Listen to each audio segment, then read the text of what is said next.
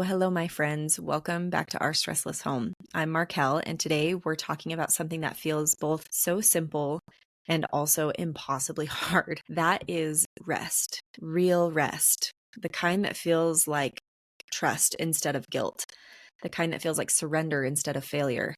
This episode is grounded in two quotes that have been pulling at my heart. The first is, "All rest is an act of radical trust." And the second is, "Let us cheerfully do all things that lie in our power, and then may we stand still with the utmost assurance to see the salvation of God." If you're a woman who struggles to slow down, to unplug, to stop connecting your worth from your productivity, this episode is for you. Today, we're going to break down why rest feels unsafe for so many women, how our nervous system gets wired to constantly do, why faith and rest are intertwined, and 5 simple, doable steps to practice radical rest, even with ADHD, kids, businesses, busy schedules, and real life.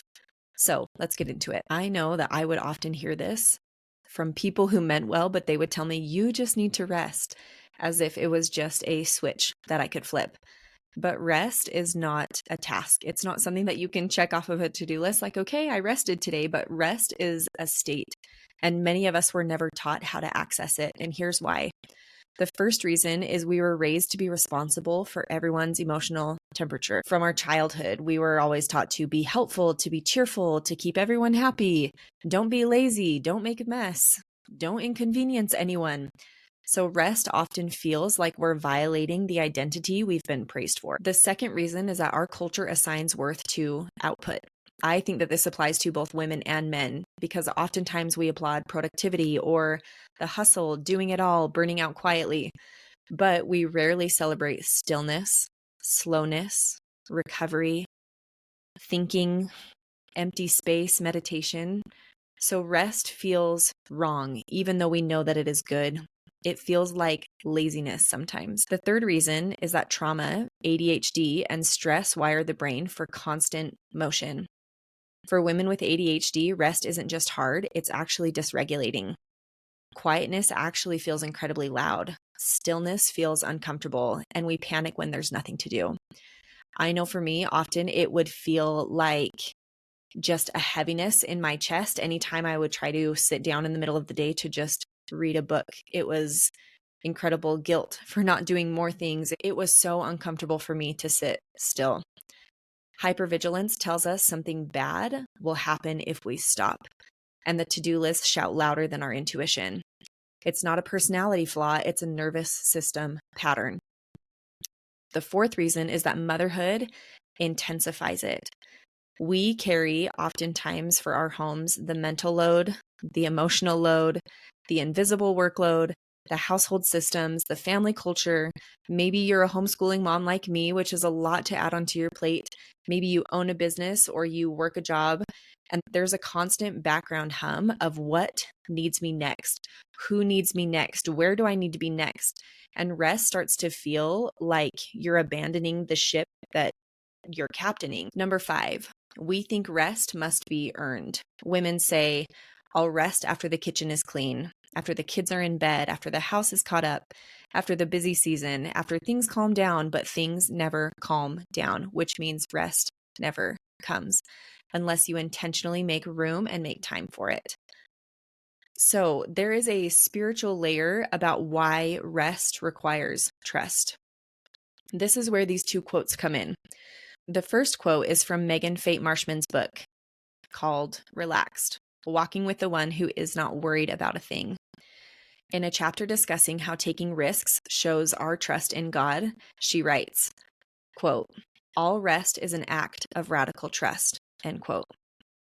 Trust that God is working even though I'm not, that my home and my life won't fall apart if I pause, that my value isn't tied to productivity. I'm allowed to be human.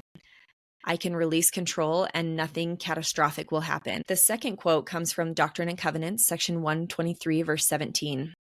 During this time, the Mormons, or the members of the Church of Jesus Christ of Latter-day Saints, have endured terrible hardship. They have been driven from their homes by mob violence, expelled from their city, and are seeking refuge and also fighting for their rights to vote and their property. They are receiving little help and no protection from the government that is meant to protect its citizens. Joseph Smith receives this revelation from Liberty Jail, and he encourages the saints and members to record their experiences, taking statements and affidavits to present to government officials pleading for help.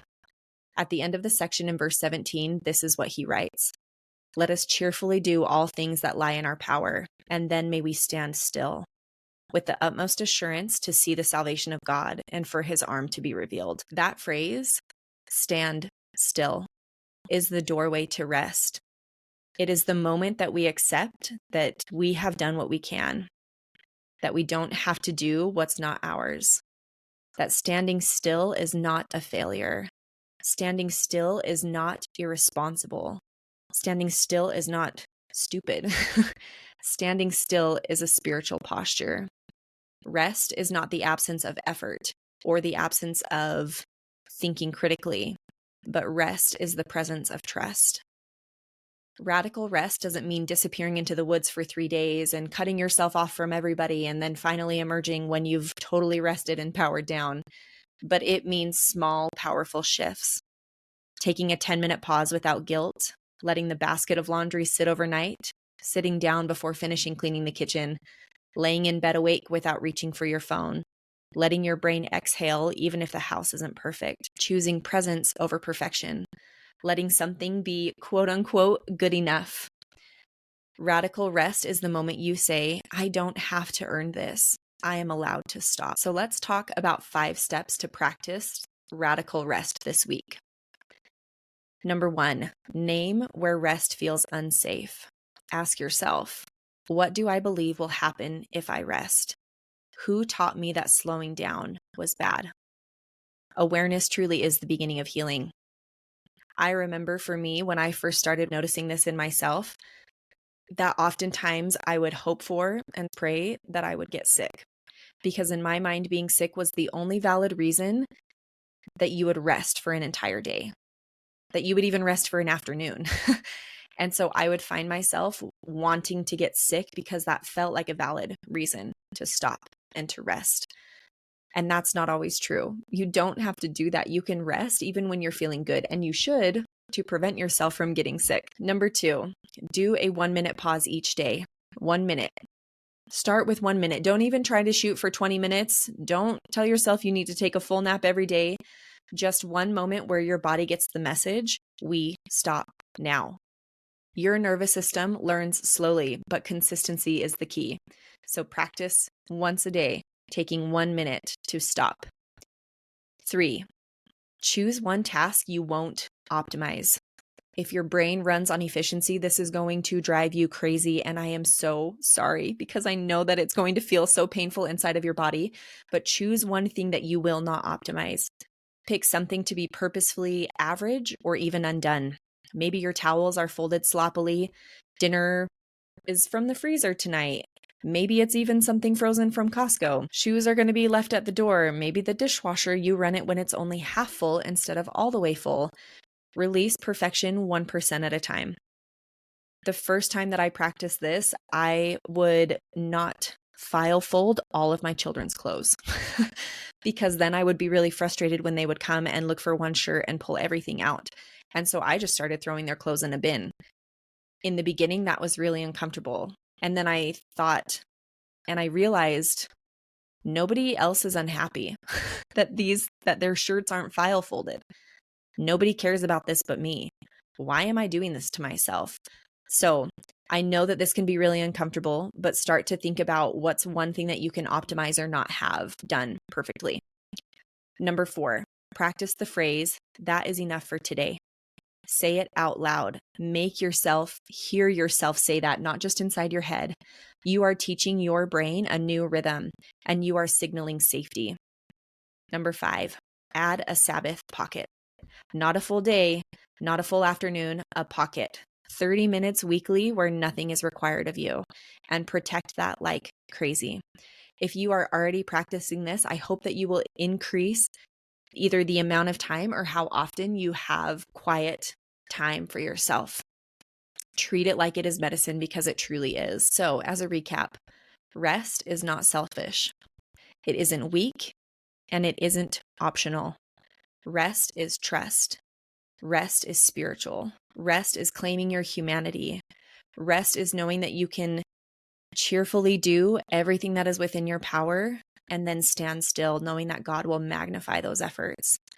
And when you learn to rest, when you practice stopping, you are living the scriptures. You do all that you can, and then you stand still, and God meets you there. If this topic resonates with you, I hope that this was helpful. If you want to learn more about it, I've read an amazing book that helped me learn how to exhale a little bit better and see the need for relaxation. It's called The Ruthless Elimination of Hurry by John Mark Comer. We'll be studying it as part of our upcoming Study and Faith Book Club. You can check out my website, www.ourstresslesshome.com, for more information. Thank you for allowing me to sit with you, walk with you, or do dishes with you today and to chat about rest. Now remember to stop doing what you're doing and take a moment to just rest and be. Don't look at your phone. Just take time to rest and to stop. Remember to seize a stressless moment today and reconnect with those you love and allow your body, your mind, and your spirit to rest. I'm cheering for you.